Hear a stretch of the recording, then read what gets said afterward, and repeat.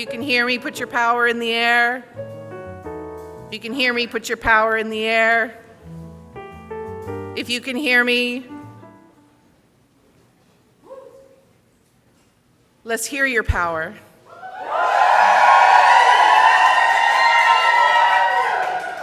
Osiam. At this point, I'd like to invite up my good relative from Squamish, Deborah Baker, to come and do the work that she has in her heart to do. Osiam.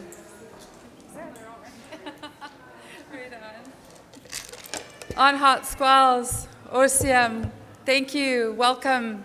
I'd like to acknowledge our colleagues and nation members from the Squamish Nation. Junior Elder Clarissa Antone, please come join me. Deanna Lewis, Councillor Deanna Lewis, Councillor Carla George, our Manager for Health, Charmaine Johnson, one of our elders, Sequoia, are you still, oh there you are, if you could come join us. And we'd also like to ask our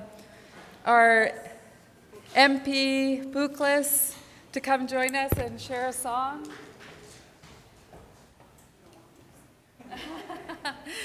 It's a beautiful day, and I'm so grateful to each and every one of you for being here. Feminists deliver. Yeah, show your power. It's an honor to be here with each and every one of you, and we want to support and honor Jody Wilson-Raybould, Puglis, Member of Parliament, and all the work that she is doing and has done and will continue to do on behalf of all members of Canada's society, including her own riding, of course. So with that, I'd like to start off with in a good way with sharing a song. Osiam. Tam Tam Solo.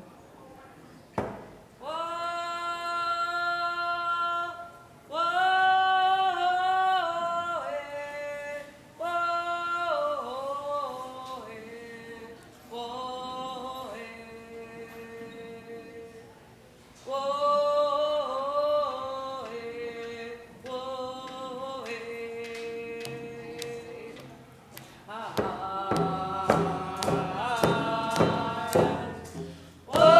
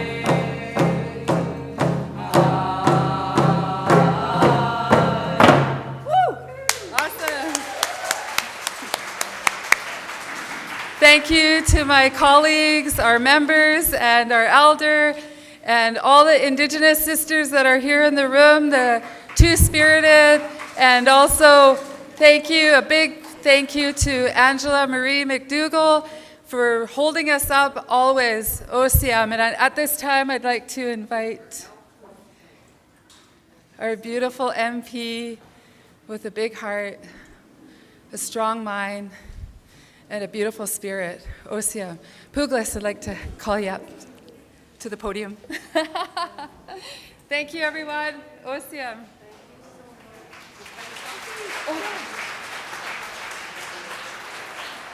you want to get a selfie with you? Can we do it after? Whatever you want. Yeah. Okay.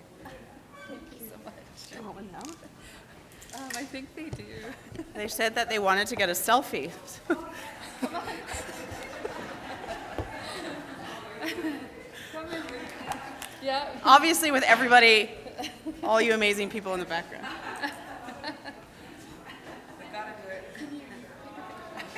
This way? Get the ladies. Yeah, let's get that way. Squalia. Oh, somebody gonna take it first? The tall person. Okay. Oh no. Oh, actually. Sorry. Sorry, Jody. 1 minute technical delay. Sorry. Okay, let's send through here. Sequali, are you in? Is everybody in? Behind, is she in behind me? Yeah. Am I in? Are they in? Justin, there we go. One more of this one. Thank you. Has it got your camera? Yes.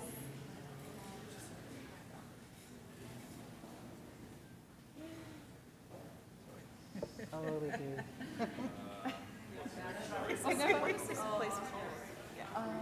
This is called the, what's this called again? It's on Feminist Deliver. This is Feminist Deliver, but the building. Oh, sorry. Hi. Thank you. Thank you so much.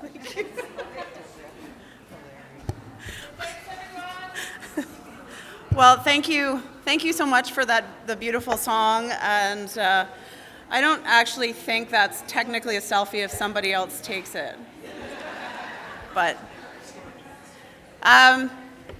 first of all, Gaelic Husla, good afternoon. It is my incredible pleasure to be here to speak to so many of you in this beautiful place. I acknowledge the Dreamcatchers. I acknowledge the red dresses that are with us, and I want to acknowledge the ancestral lands that we're on, the lands of the Coast Salish peoples, the Musqueam, Squamish, and Tsleil-Waututh. It is indeed a pleasure for me to have been asked to come here and to assist in closing out this really important conference, and I want to thank everyone at Feminist Deliver for your leadership in hosting this collaboration the same week as Women Deliver here in Vancouver.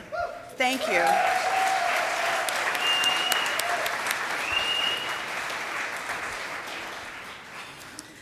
So I really love the themes or the mission of Feminist Deliver, which uses fundamental language like transformative change, build connections, re-envision the agenda. This is language that is so dear to my heart and language that I carry with me in all of the work that I do because it appeals to the life experiences of women in British Columbia, in Canada, and across the country. And I, at that point, want to give a shout out to every woman that is in this room that has stood up for justice, for equality, and for inclusion. And I know there's some men in this room, so I want to acknowledge them too. Thank you for everything that you do.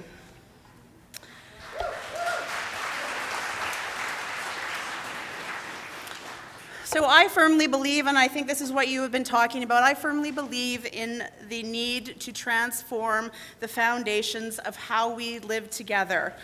Not just be satisfied with incremental or small steps, however important they are along the way. We need to do this by standing up for one another, upholding one another, our connections, our interdependence, drawing on our collective strength. And we need to be bold, new thinking to re-envision a world where women and girls and all humanity are living in new ways and in new patterns of behavior. So I've seen people that I have known for a long time, and some of you may be familiar with some of my favorite phrases that I'd like to add to the list of feminist deliver. One is building on our success, and we have the solutions. I love these terms because they speak to the achievements and progress we are making and the reality that we know what needs to be done to transform the world in ways in which women and girls are ever more leaders, shapers, and influencers. In thinking about what to say to you today, and I was asked to speak on the theme, standing in your power and using your voice. I know a little bit about power. The power that each of us can use and that we have, and about using one's voice. I suspect we all know about that. I want to reflect on our power and our voices from 4 different but intimately connected perspectives. My own personal journey, the colonial experience with respect to Indigenous peoples and changing power structures, my ongoing experience as a member of Parliament and being the first Indigenous and only 3rd female Minister of Justice and Attorney General of Canada.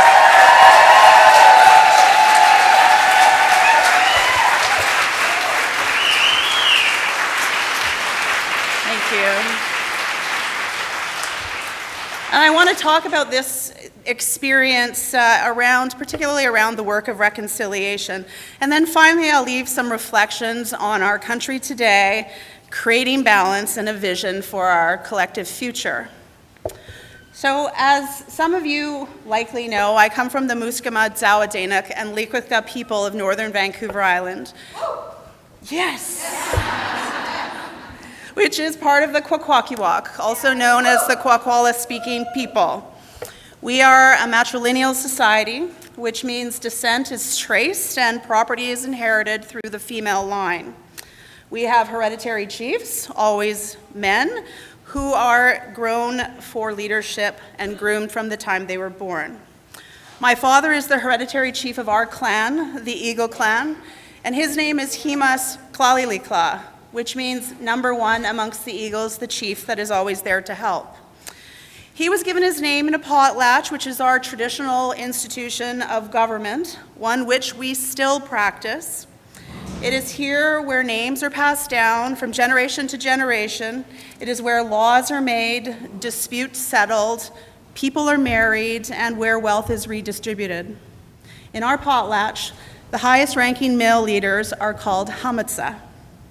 Rank is reflected in positions and names, which bring with them considerable responsibilities and obligations. My grandmother's name was Pugladi, which is the highest ranking name in our clan. Her name means a good host, a name that was given to my older sister Corey, and I know she's here somewhere, hiding, at the same time that I was given my name, Puglas, which means a woman born to noble people. These names were given to us in a naming potlatch at Guilford Island when I was 5 and my sister 6. My grandmother, Pugledi, ensured that both my sister and I knew our culture, our values, the laws of our big house, and how to conduct oneself as a leader. We continue to learn. In our system, I am Haligasti, a role always held by women. One of my jobs is to lead my hamatsa, the chief, into the big house. This role can be translated to one who corrects the chief's path. We show them a way, a metaphor for life, and in the potlatch, symbolized in our rituals where how symbolically the power of the hamatsa, the chief, is tamed, and he becomes ready to lead. In our traditional governance systems, we had no political parties. Rather, We seek to govern through principles of consensus and where the role of leaders is to seek that consensus. We meet, and while everyone may not agree on every aspect, we debate the issues and seek general agreement to help ensure that decisions are balanced, supported, and will be enduring, standing the test of time. We are expected to tell the truth and to speak up. Everyone speaks. While all this might sound idealistic to some who have never lived it, I can assure you it is very real. So my grandmother used to joke that when it came to the respective roles of men and women were too busy and too important to be chiefs.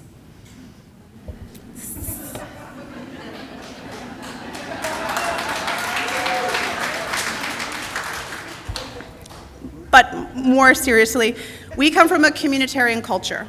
Everybody in our community has a role to play in making communities function well.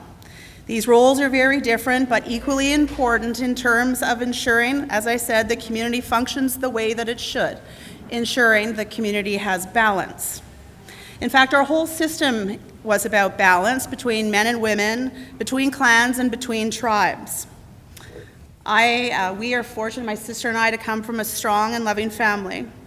My grandmother and parents certainly raised me to be proud of who I am, to know where I come from, to believe in myself, and to recognize my rights and responsibilities. I was raised to lead from a very young age. My family instilled a sense of duty, of community, a sense of duty to our community, that I had something to give back, to use my skills and abilities, such as they are, to improve the quality of life for our people and others. In many ways, my role as Haligasti has carried over into all aspects of my life.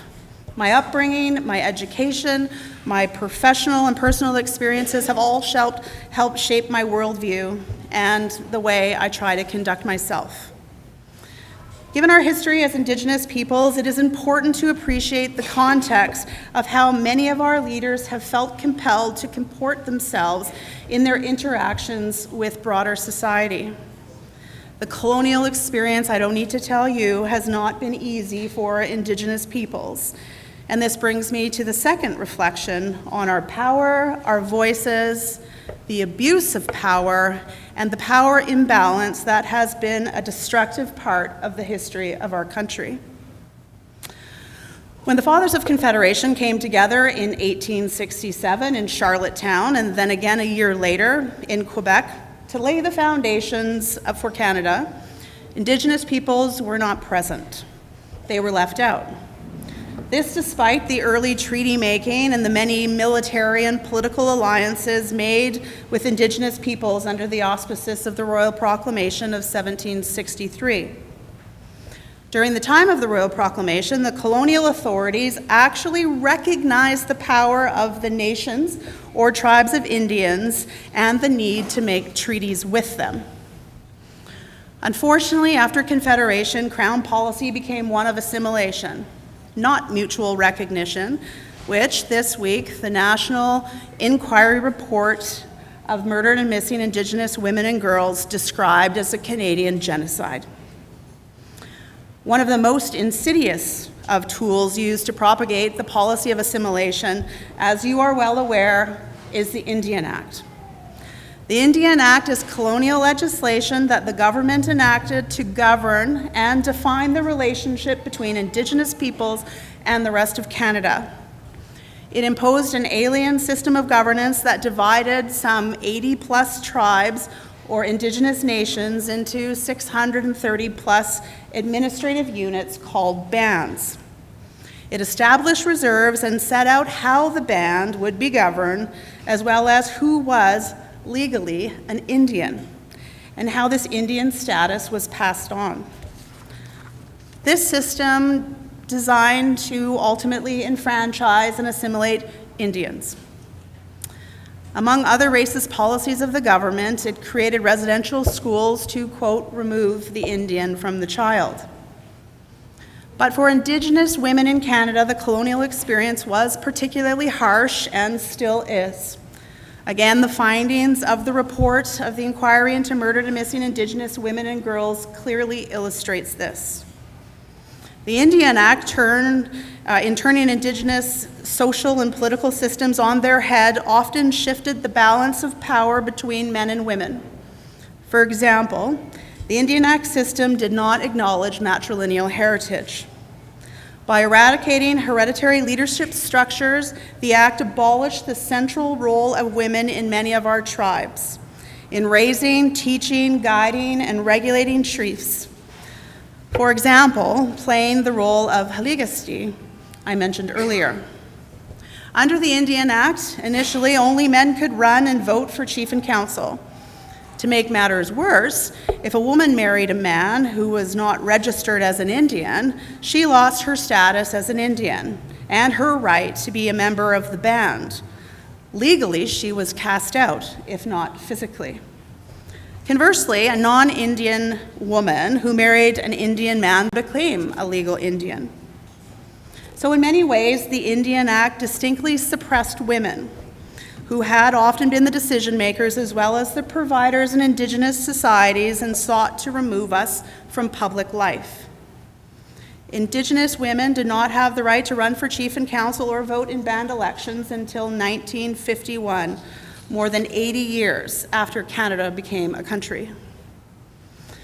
There have of course been some changes to this system as the result of advocacy, litigation, and shifts in public opinion.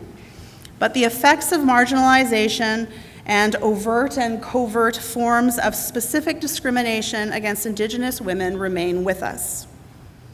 Yet, despite this history, this tragedy, what is so powerful today and so very encouraging and gives me great optimism is the demonstrated resilience of Indigenous peoples, and in particular, Indigenous women, reflected in the integral role they are playing in the process of decolonization and the transition during this period of governance reform and Indigenous nation rebuilding.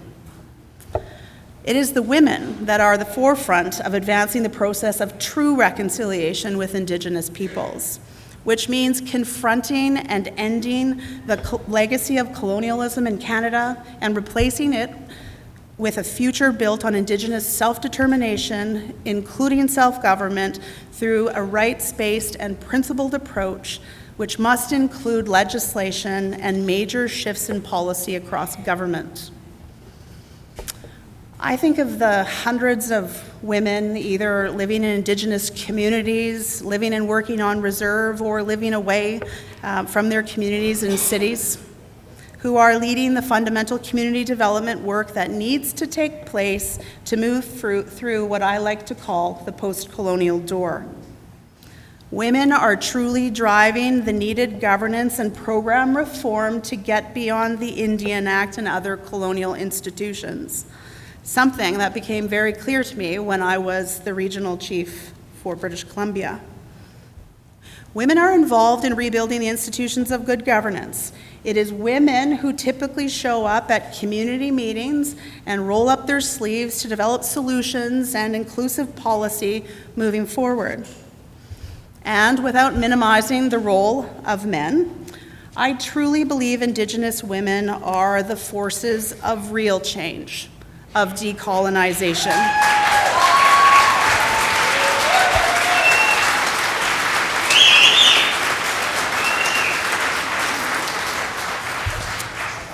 So while Indigenous women are making progress politically and socially, we can and must do better, whether within the confines of the institutions we are transitioning away from, or those that we are evolving to replace them.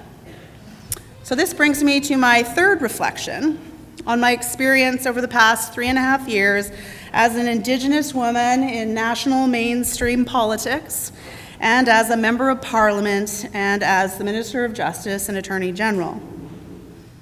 Of course, I am and continue to be proud to serve as a Member of Parliament for Vancouver-Granville. Just as serving as the Minister of Justice and Attorney General over the last 3.5 years, and briefly as the Minister of Veterans Affairs, particularly today, 75 years after D-Day, was truly an honor. As MOJAG, which is the abbreviation of Minister of Justice, Attorney General, I was proud of what our team and I were able to accomplish working with others. From medical assistance in dying to the legalization of cannabis, to the issuance of a directive on Indigenous civil litigation, to justice reform and overhauling the court appointments process, to name a few. And there are still 2 bills in the Senate that I introduced that I am hopeful will get passed around criminal justice and family law. With respect to Indigenous issues, as a proud Indigenous woman with the great responsibility of being Canada's first ever Indigenous Minister of Justice, I must say I felt a moral imperative to carry on the work of Indigenous leaders before me to help advance the necessary shifts that need to take place to transform the relationship between Indigenous peoples and the Crown. I often said that I saw my appointment to this role not so much as a personal accomplishment, but rather as a symbol of how far Canada has come, but also how much further we have to go. I still believe this, perhaps now more than ever. On Indigenous issues, my message was always consistent and considered both internally and externally, that transformative change requires a coherent and comprehensive approach to the true recognition of the inherent rights of Indigenous peoples. This work is incredibly hard, but it must be advanced. Of course, when I was appointed MOJAG, I had no illusions about this reality. I was not naive to the challenges, but rather embraced them, and I still do, despite all of what has transpired over the last number of months. This is the reality that I fought to change, and this is the reality that I committed to challenge in Ottawa.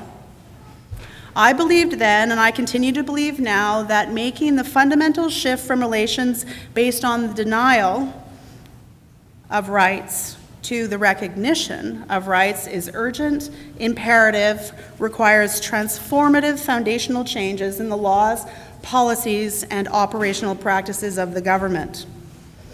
We're not there yet. The truth be told is the lifeblood of colonialism is still flowing through the laws and policies of our country, including the Indian Act, and to this day still deny Indigenous title and rights. And until the laws and policies of Canada are actually changed, fundamental patterns that need to be altered will remain with us. While some important steps have been taken at the federal level, and we must acknowledge this, they are not happening as coherently, systematically, and as quickly as is needed to set us on the proper path, the necessary path of recognition-based relationships. My fear and disappointment is that despite my sounding the alarm, providing advice, pushing and challenging, sharing perspective of lived Indigenous experience, providing a lens into the reality of being Indigenous, the federal government has fallen back once again into a pattern of trying to, quote, manage the problem with Indigenous peoples and make incremental and limited shifts rather than transforming the status quo. In my view, it is never appropriate or proper to have as a goal managing the challenges and the byproducts of colonialism because it is too hard to do what is really needed.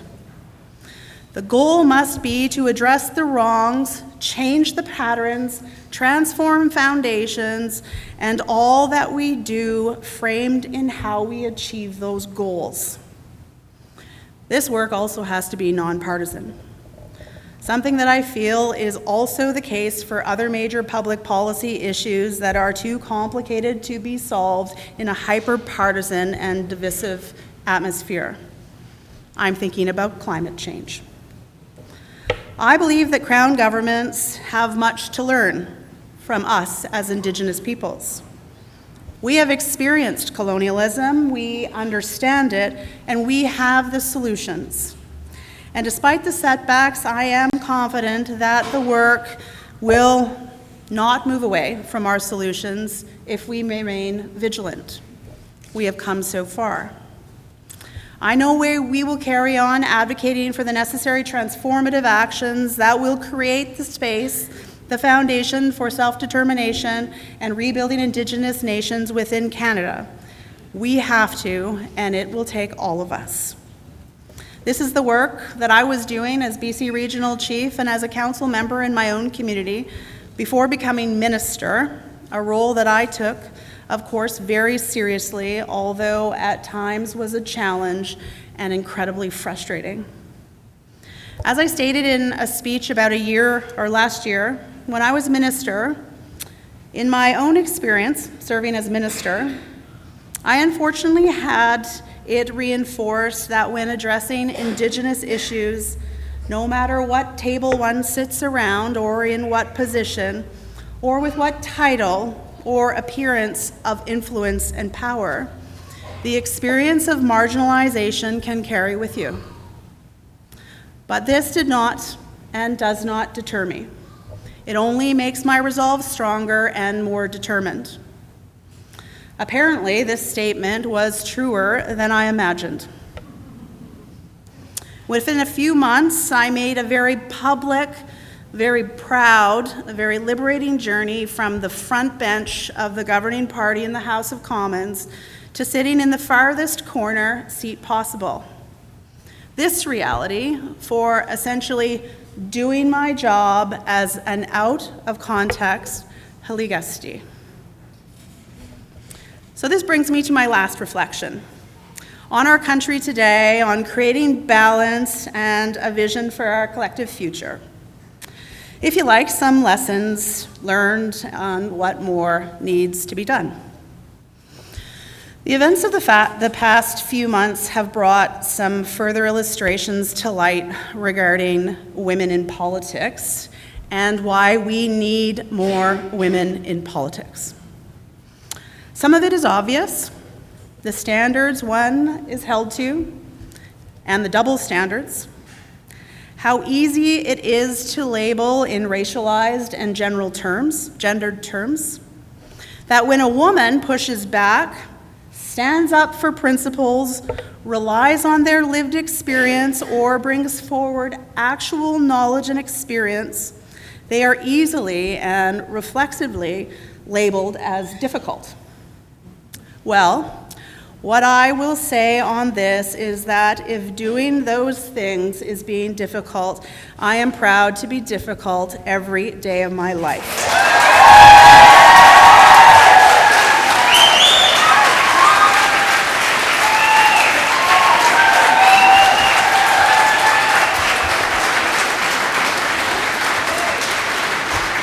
Thank you. And of course, we see that a woman's lived experience is still often used against us as a reason for marginalization, as a basis for blame. We see experience ultimately being used as part of a rationale for marginalization. Rather than upholding experience, using it as a lens to reconsider the norms of what one perceives or believes or chooses to uphold, we see a lack of reflection, or, as it has sometimes been stated, that we experience things differently. In politics, where one is deemed difficult for speaking the truth, or for doing your job, or acting on principles, and then being told you experienced it differently, I say it is time for the culture of politics to change.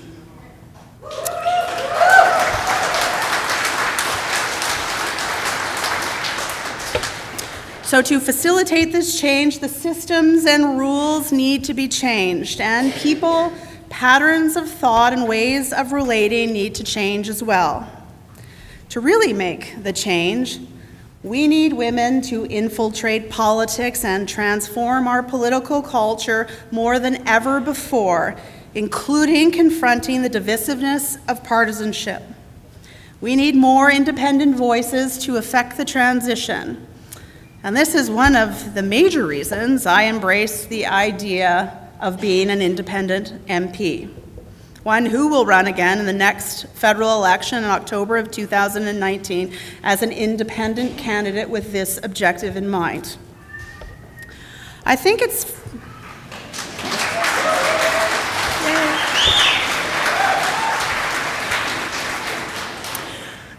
fair to say that the current parliamentary system is structured in a way that impedes transformative change and that breeds conflict and divisions rather than supporting lawmakers learning from each other. It favors and privileges norms and ways of doing business that makes limited space for the lived experience and solutions that women, Indigenous peoples, and other peoples in our society can bring forward. When I say this, I do so with the respect and from the privilege of being in Canada, in a country where we are making progress. So when we consider where we have come from and where we are going, we need to consider the context and where we are relative to others. There is, in reality, a continuum of progress with respect to the issues women face both in our country and globally. This is why Women Deliver and Feminists Deliver is important, and why it is important for you to be hosting this conference today.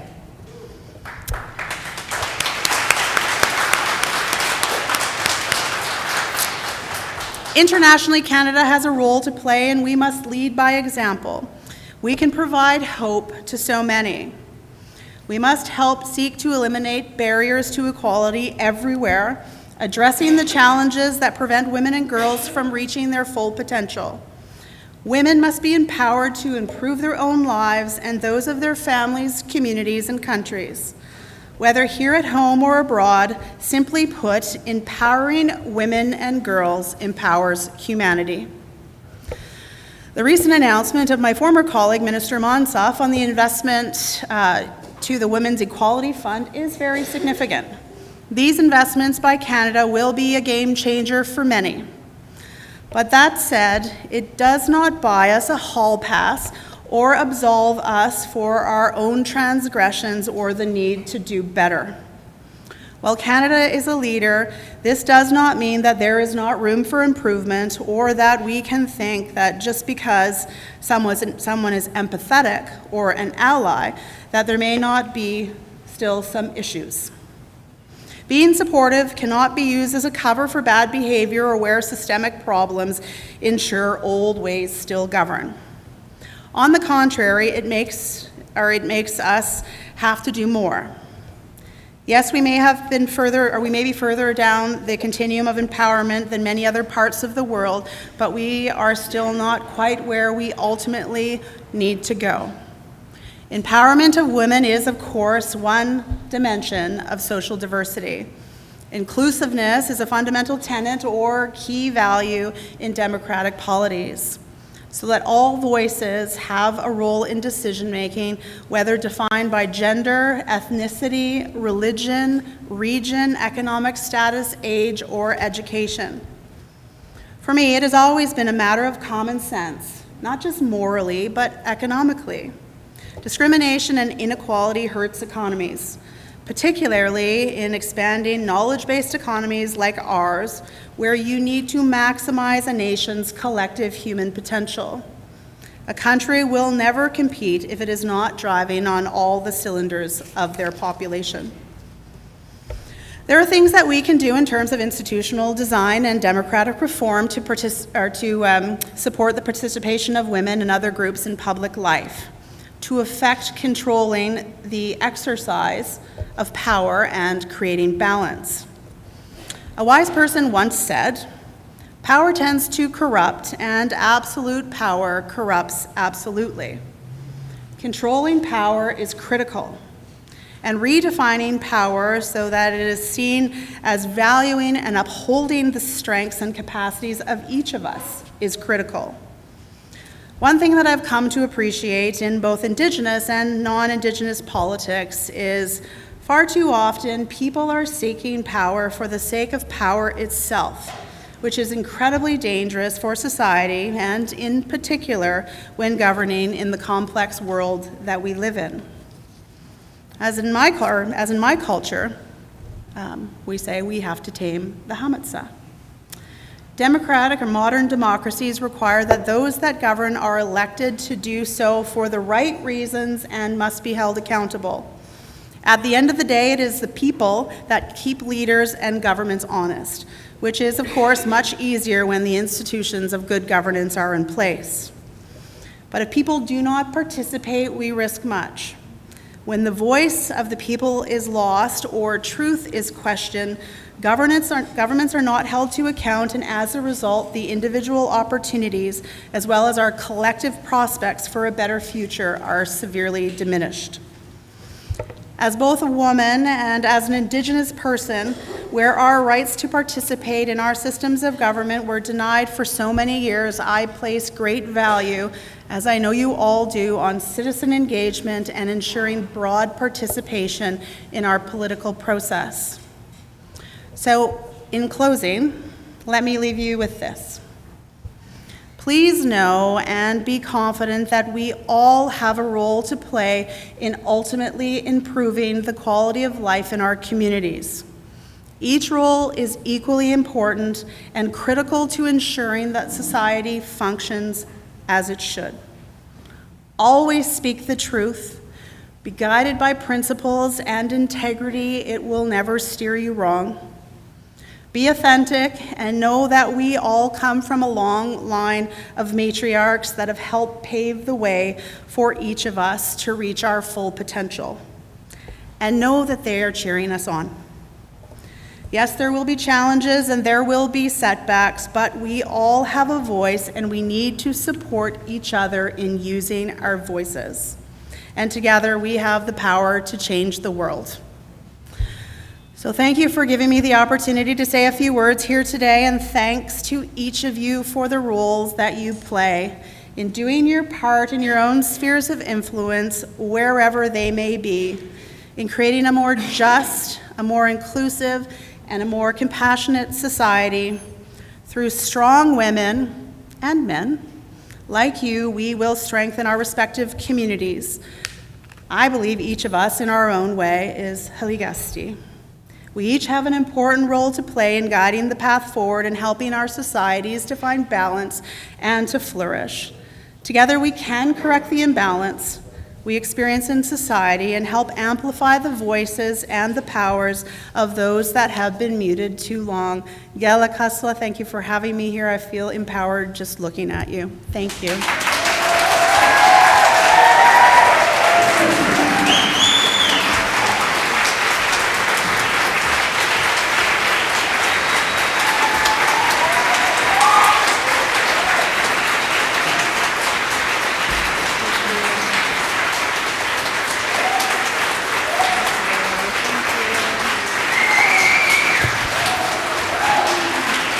I know he's speaking. Wow, Etsina.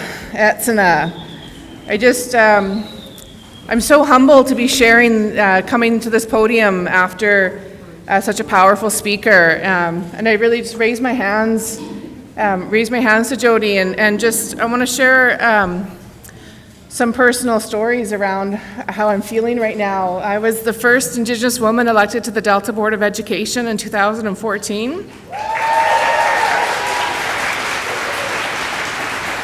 And because I don't hold enough power and privilege, I wasn't able to keep my seat at the table. But I just want to recognize that I understand and I know what it feels like to be in those rooms, to be the only Indigenous voice at that table. And I've just been in little rooms. So I can just really, I really see and value all of the work that CM has been doing, how exhausting that is. The thing about being the first is that being the first means you're the only, right? Right? Being the first means you're the only. So the next time you hear an announcement about the first whatever, stop and think about how that means they're the only one there. and the incredible labor that goes into being the only one in those spaces that are dominated by men, that are dominated by white men, that are dominated by white supremacy, that are dominated by the patriarchy, that are dominated by colonization, that are dominated by imperialism. Did I miss one? I think I got them all. So we have to really remember that people that are taking those bold steps to try and do the work inside those rooms, which I spoke a little bit about the other day, about how important it is that we have our warriors on all fronts, that we need to remember and maybe be a little bit kinder and to people that are holding those spaces. Because it's really easy to be judgmental and to call someone a sellout and to say someone is doing too much work for the oppressors. But you don't know what happens behind those closed doors. You don't know about what it's like to get up every morning and to go into those rooms. So I think that we should try and remember that when we hear about the first, that we remember that they're the only, and we send them a little bit of extra love.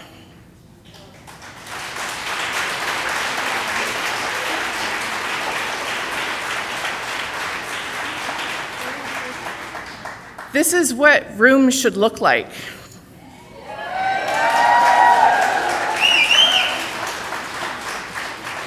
This is what Women Delivers should look like.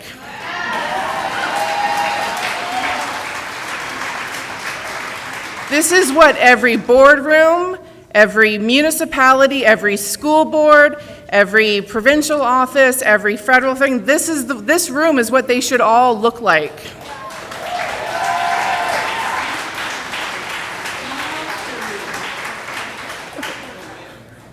I'm trying to be fierce and stoic and smile. We can do both. We can do both. So just think about all of the words that you've heard over these last 4 days and the things that we've pressed and challenged against. And I really encourage all of you to be brave and to get into those rooms. And if that's not your calling, that's okay too. Maybe you're really good at watching children. There's a lot of women out there who need help watching their children. So it's about how do we take this movement together and really lift each other up? We don't all have to be fighting the fight in the same way, right? We don't all have to be fighting the fight in the same way. And I think that you see so much on the left, on the progressive, so much infighting as you're not doing justice the same way I'm doing justice. You're not oppressed the same way that I'm oppressed. You're not doing this the same as I. Well, that's why over there they're talking about equality and we're talking about equity.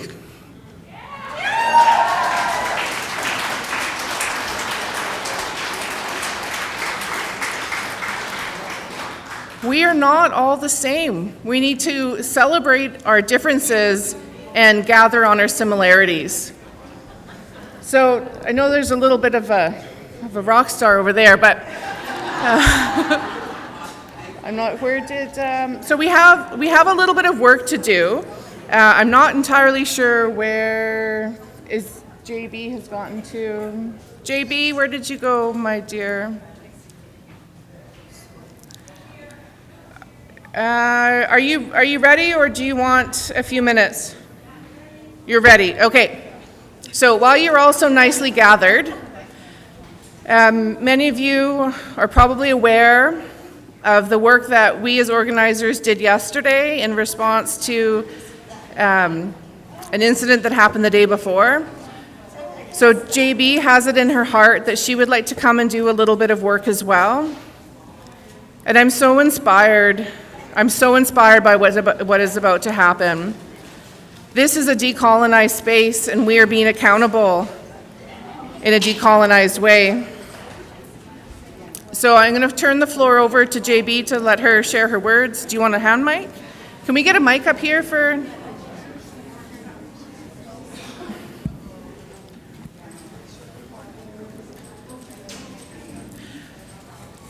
So how the rest of this afternoon is going to shape up is JB's going to have the floor for however long she needs the floor for to do her work. When she has finished her work, we'll do a short wellness break to stretch your legs because you will have been sitting for a while. And then I'm going to ask you all to come back for our closing of the conference. So please, in our ways and our teachings, we always stay till the end until all of the work is finished. So I'm asked, if you have it in you, if you could please stay until all of the work of the day is finished. So that's the shape of the rest of the afternoon. So JB? Thank you so much. Yao Saddam Hooks, Eps Oaks, New Hulk, Onondaga, Wolf Clan, Maswaniks, Ets Oak, Ruggedero, JB the First Lady, Geraldine Webster, Stitsoniks, Musqueam, Stitsoniks, Squamish, Stitsoniks, Tsleil-Waututh, Stitsoniks, Feminist Deliver!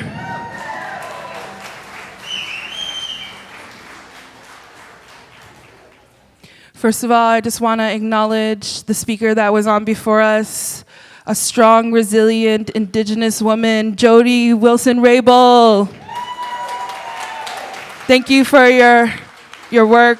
Thank you for your honesty. Thank you for coming and sharing with us and breaking that ground for us at those levels. In my song, I say, representations at all levels. We are all rebels sent from the heavens at 11:11. So meet me at 7-11 to dismantle oppression.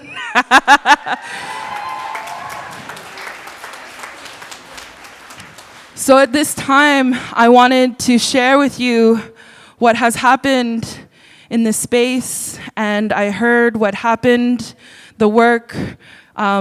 Shane Point, Uncle Shane, actually he is adopted into New Hulk Nation, and he's my uncle. I consider him like an uncle as well. I was here in this space on Tuesday, and Premier John Horgan was in the space walking about, and I felt away. I felt heavy. I felt like I was being woken up this week, especially with the Missing and Murdered Indigenous Women Inquiry report, and realizing our people are having genocide on our people. And when I saw the premier, I reacted and I spoke my truth. And I was very direct with him, and it was filmed, and it actually has 40,000 views on Facebook. And almost 2,000 on Instagram, and almost 1,000 on Twitter. One day, social media will be traditional. Sorry, I'm trying to be all like, yeah. Indian humor. But at the same time, my heart has been heavy. My son witnessed, everyone here witnessed, and in my way, in my New Holcomb way, our potlatch ceremony on the West Coast, when we're holding our potlatch ceremony, if you want to speak or take the floor, you have to pay for it. You have to bring your gifts, you have to bring your medicine, you have to bring those blankets that our people have. So what I want to do right now is make it right, because I heard that the Musqueam people, Shane Point, and the organizers here wanted to make it right and apologize to this house. And I'm here to do that as well. I'm here to, in a good way, with a good heart, mind, and spirit, to say that I disrupted the space, I took the floor, I shared my truth, And I'm going to stand in my truth, and I'm not going to be wavered by anything or anyone who puts me down, because I've put the work into my community. As a young person, I was an executive director of a nonprofit organization. I was a leader in advocating for youth voice at all levels of government and community. I went on to do music and working with youth in the schools. And I even did a 6-day occupation at the Indigenous Affairs office.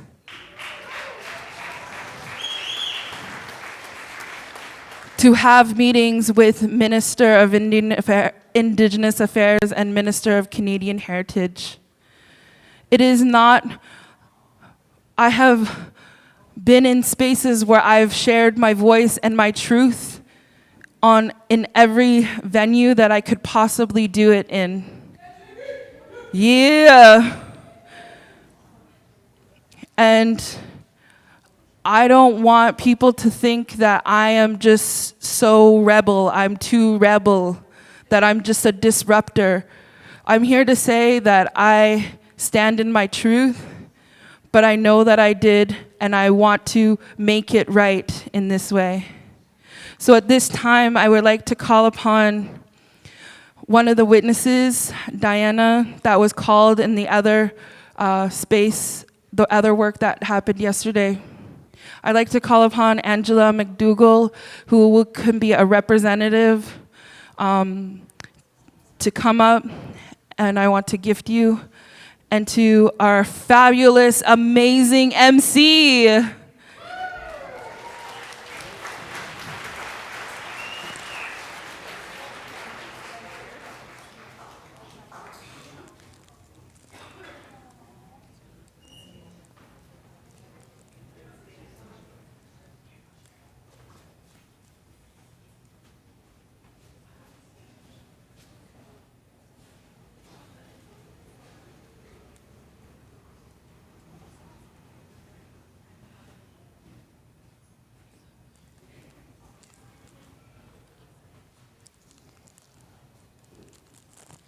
And I wanted to gift this blanket to our MC.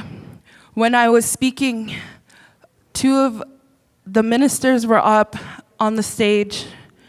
And when I went back to the live feeds, I could hear our MC talking to these 2 government representatives and saying, this is decolonization. What this young person has passionate feelings, but they do good work, and we need you to validate their feelings and what is going on. So this MC was taking care of me in this space and talking to them, and they're going to be doing more work. So I wanted to honor them with this blanket because it's important to me. Blankets to me are comfort and safety, and blanketing each other is so important. So I wanted to give this blanket to you at this time.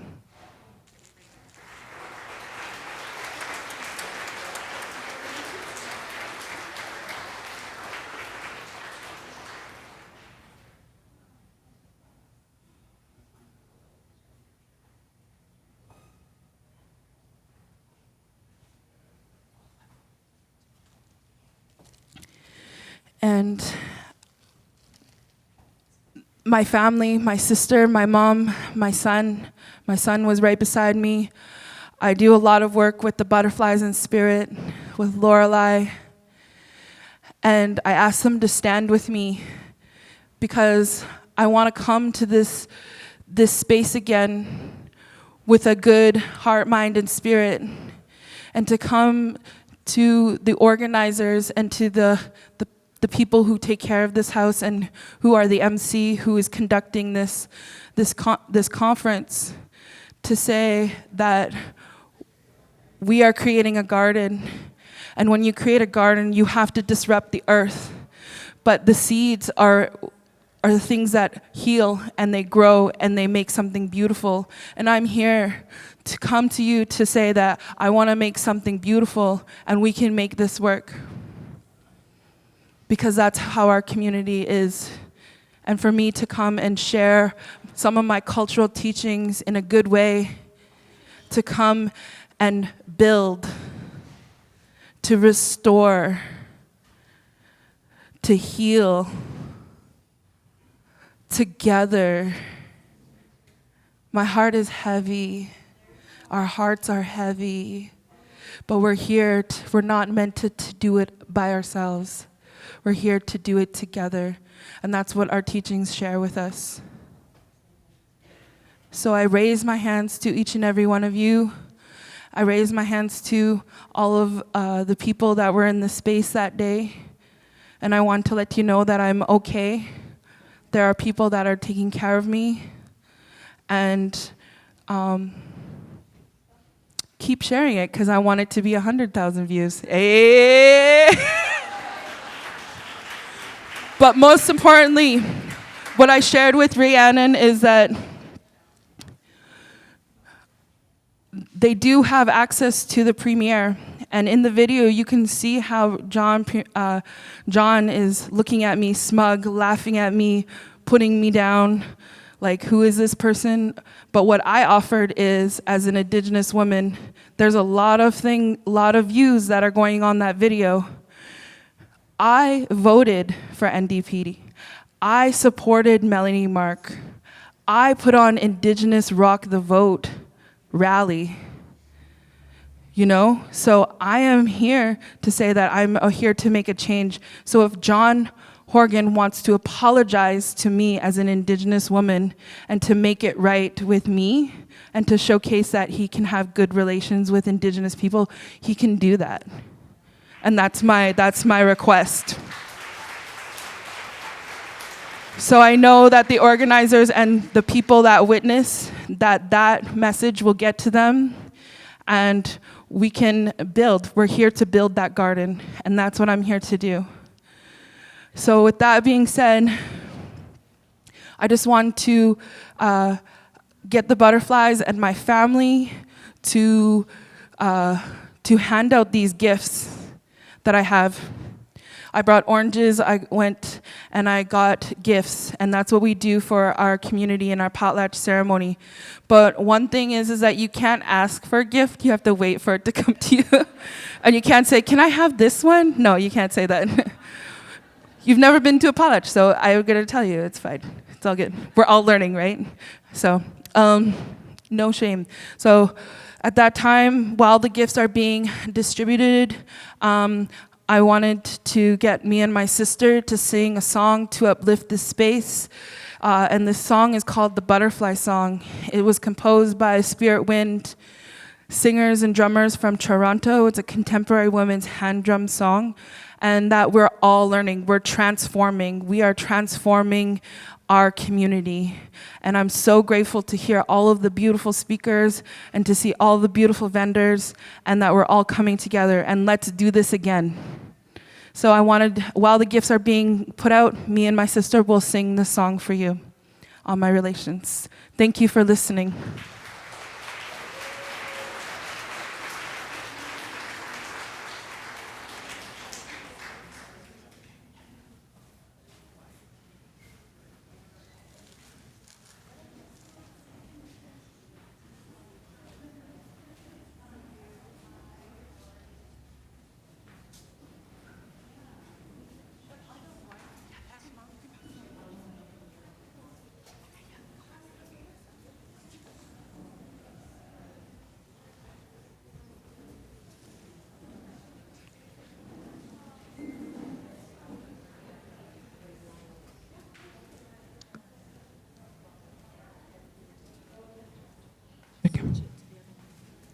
Check. Also, if there's any more volunteers, there's more gifts that can be given away, so please come on up if you would like to volunteer to do that. Emil? Andrea? I also want to acknowledge my the most amazing friend ever, Andrea. Thank you so much for helping me, and she's the one that filmed this video for me. So give it up for Andrea.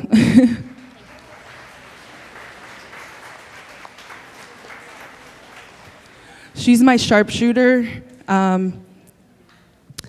She's my, never mind. There's so many beautiful things. But yeah, if you know Andrea, she's amazing and dope.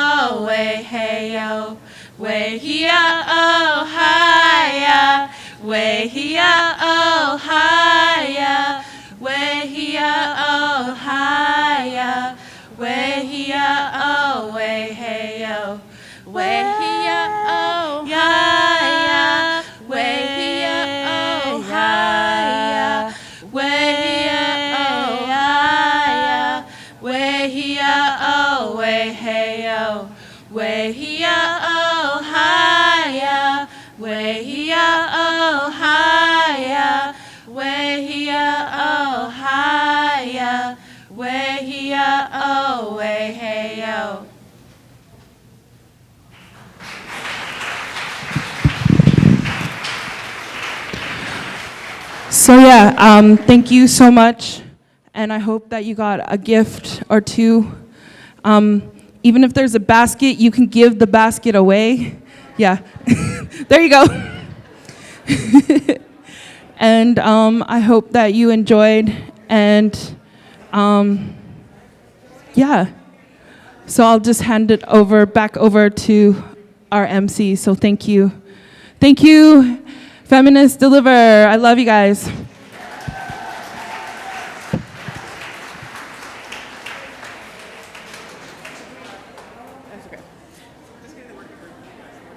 going to let them get up first because they've been sitting for a long time. Yeah. So thank you very much. So just a reminder of what the flow of the day is. You've got a quick out break. And then we're going to do, the working group is going to come up and we're going to have a short closing ceremony. But I recognize that you've all been sitting so quietly and so patiently and listening so attentively that I want to honor and recognize your bodies as well to take a short break. So maybe 10 minutes, 5 minutes, 5 minutes to be back in 5 minutes. That's 5 minutes back in your seats. What? 5 minutes. Back in your seats, please. We got a peanut gallery over here heckling me. That's okay, no one's paying attention, so it's all right. Heckle away, heckle away.